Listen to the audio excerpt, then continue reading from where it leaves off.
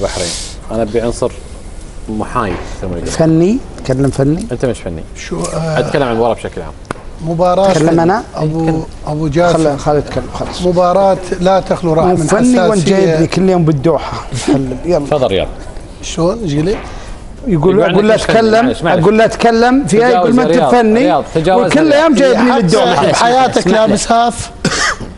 انت لابس هاف بحياتك؟ هالحين لابس هاف اوريك. يقول لابس هاف شورت يعني لاعب كوره. لا نرتقي يا عبد العزيز لانه نوصل هالمرحله عاد. انا لابس شورت الحين ما لابس سروال طويل. انك لاعب كوره. اي لاعب، وعندي بالواتساب يوم اشوت على سعد الحاتي اسجل بلنتي. تفضل.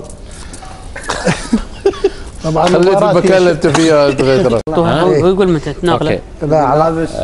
لان رياض يقول ان عبد العزيز غيثة ما لعب كوره، واحنا نشوف ان عبد العزيز غيثة بالعكس لاعب كوره، وهذا هو الدليل قدامنا. قوية. كبرها خالد ما نشوف هذا.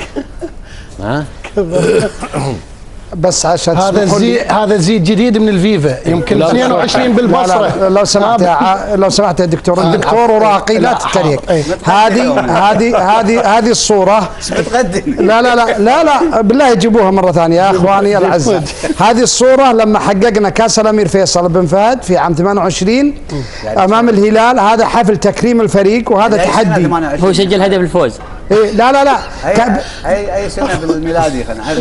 بالميلادي 2008. زين هذا اي لما حققنا كان في الحفل التكريم تحداني سعد الحارثي. تعرفوا سعد الحارثي الان لاعب في نادي الهلال اني اسجل عليه هدف، فترى انت انا وياه وسجلت الهدف، بس لا ما اعطاني الرهن وكبير الرهن. زين ممكن اوقع على هافك هذا اللابسه؟ خله اجيبه من السعوديه. ابشر خالد.